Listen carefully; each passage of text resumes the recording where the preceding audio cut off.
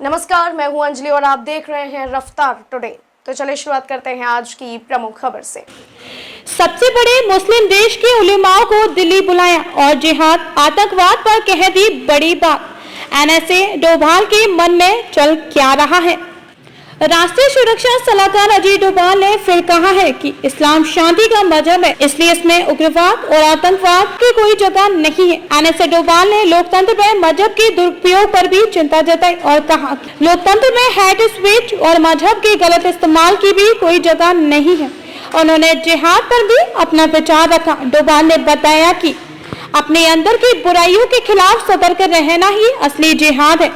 डोभाल ने भारत और इंडोनेशिया में आपसी शांति और सामाजिक सद्भाव की संस्कृति को बढ़ावा देने में उलेमा की भूमिका विषय पर बोलते हुए ये बातें कही। उन्होंने सीमा पार आतंकवाद और खूंखार आतंकी संगठन ISIS से प्रेरित आतंकवाद को लेकर भी आगाह किया।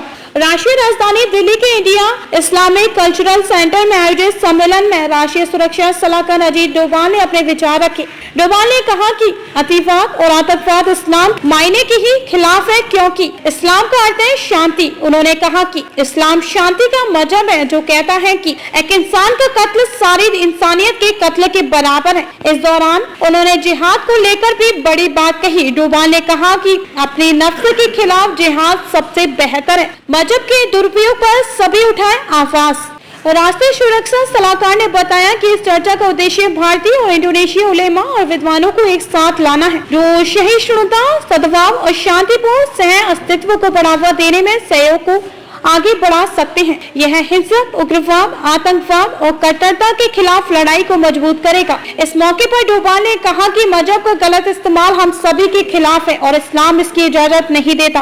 उन्होंने कहा कि कोई भी लक्ष्य जिसके लिए अतिवाद, कट्टरवाद और धर्म के दुरुपयोग को नियोजित किया जाता है, किसी भी आधार पर न्याय संगत नहीं है। यह धर्म की विकृति है जिसके खिलाफ हम सभी को आवाज उठाने की जरूरत है।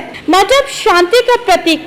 इसी तरह इंडोनेशिया के मंत्री मोहम्मद महफूज MD ने कहा कि इस कॉन्फ्रेंस का आइडिया मेरे दोस्त अजीत डोभाल का था। मैं उलेमाओं के डेलीगेशन को लेकर यहाँ आया हूँ। उन्होंने कहा कि हमारा संकल्प ये है कि इस्लामी नियमों को फॉलो करना है और इंडोनेशिया की अखंडता बरकरार रखनी है।